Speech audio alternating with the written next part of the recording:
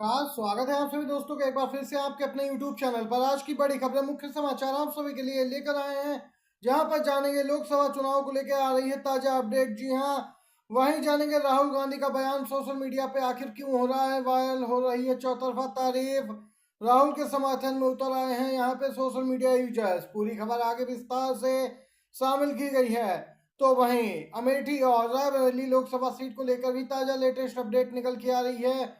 जी हाँ, पूरी खबर जानेंगे आगे। वहीं आप भी साथ में बने रहिए। दूसरी तरफ आप भी मानते हैं कि इस बार के आम चुनाव में इंडिया गठबंधन शानदार प्रदर्शन करेगा, तो एक लाइक वीडियो को जरूर कीजिएगा, कमेंट बॉक्स में जरूर लिखेगा। जय हिंद, जय भारत।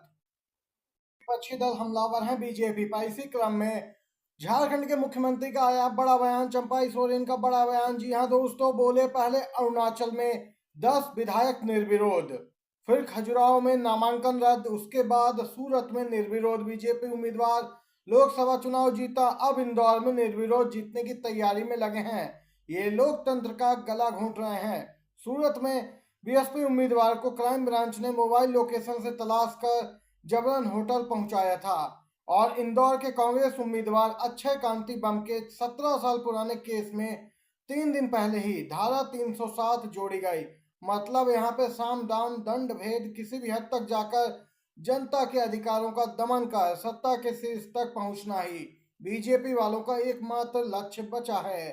जी हाँ, यहाँ पे सीएम चंपाई सोरेन ने बीजेपी पर जोरदार हमला बोला है। आप सभी को बताते चले, इंदौर में कांग्रेस उम्मीदवार पर दबाव बना के पर्चा वापस करवाया गया। नामांकन वापसी की अंतिम तिथि के दिन कांग्रेस उम्मीदवार ने यहाँ पे कार्यालय पहुंच के अपना नाम वापस लिया।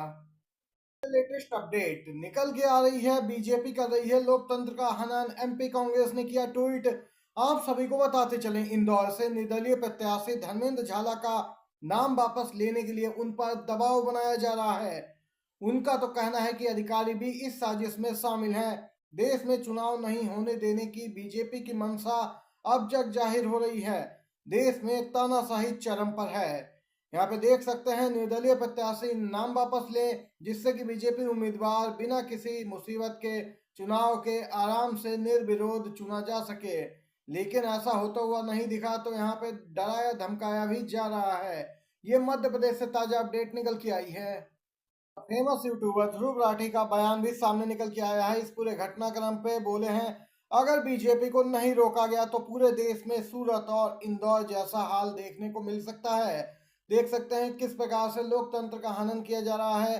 यहाँ पे अपने प्रत्याशियों को निर्विरोध जिताने के लिए बीजेपी वाले किसी भी हद तक जाने को तैयार हैं।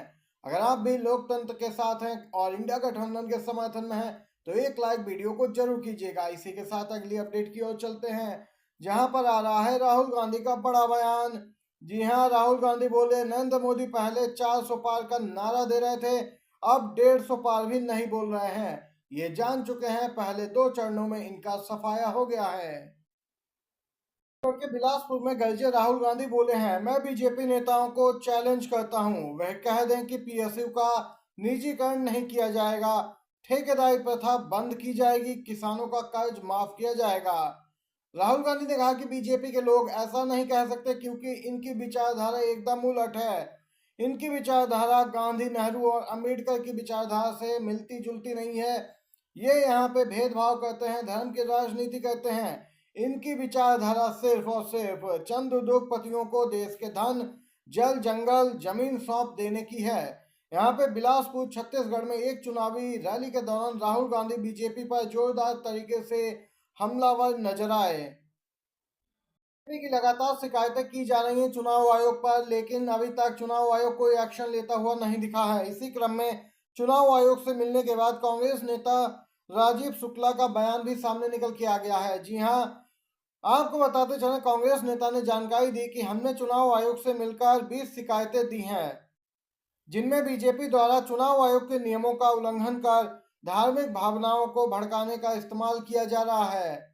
वहीं पीएम मोदी से लेकर बीजेपी के सभी नेता कांग्रेस के मैनिफेस्टो को लेकर भ्रामक प्रचार कर रहे हैं। वो रुकना चाहिए। बीजेपी की सोशल मीडिया की आपत्तिजनक पोस्ट को भी लेकर यहाँ पे शिकायत दर्ज कराई गई है।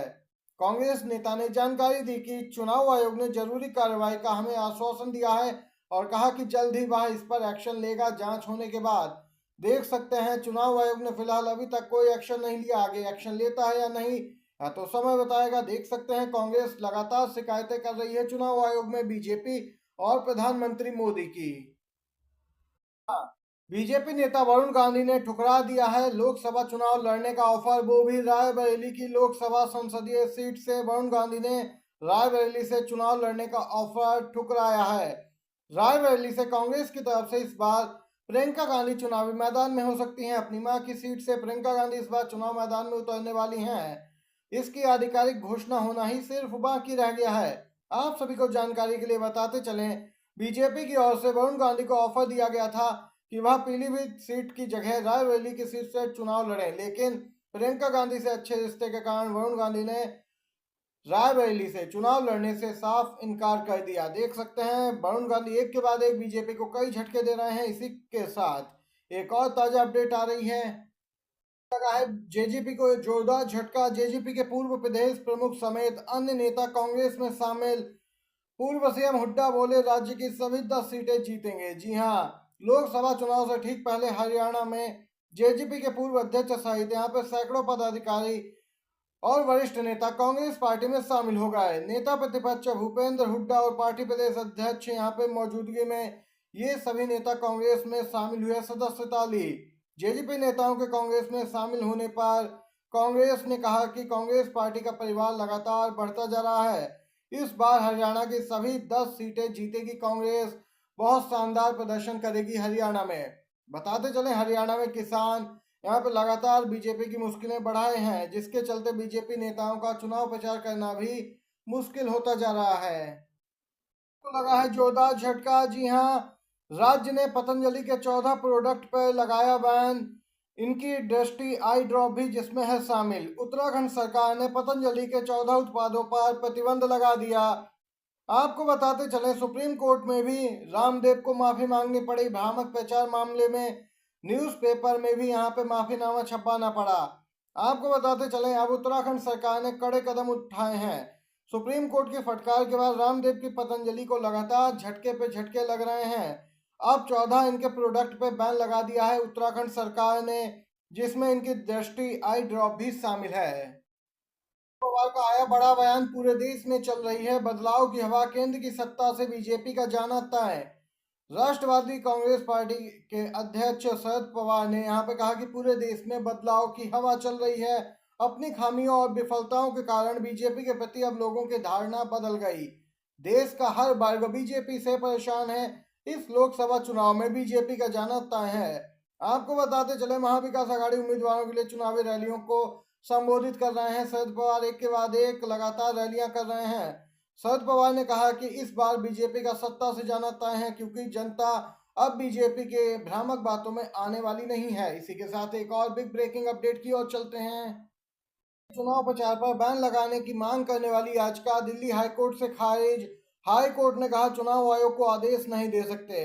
आपको बताते चलें एक वकील द्वारा दायर याचिका में प्रधानमंत्री को 6 साल की अवधि के लिए चुनाव लड़ने से अयोग्य घोषित करने की मांग की गई थी और याचिका में कहा गया था कि प्रधानमंत्री ने 6 अप्रैल को उत्तर प्रदेश के पीलीभीत में एक चुनावी रैली के दौरान हिंदू देवी देवताओं और सिख गुरुओं का जिक्र किया था और वहीं यहाँ पे आदर्श आचार संहिता का उल्लंघन बताया गया था। याचिका दायर की गई थी, लेकिन दिल्ली हाईकोर्ट ने याचिका खारिज कर दी और कहा कि हम चुनाव आयोग को आदेश नहीं दे सकते हैं। ये ताजा लेटेस्ट अपडेट आज की सभी बड़ी खबरें थी जो आप तक पहुंचाई हैं। वीडियो पसंद आया हो तो लाइक कीजिएगा, शेयर कीजिएगा। आप सभी का धन्यवाद। जय हिंद, जय भारत।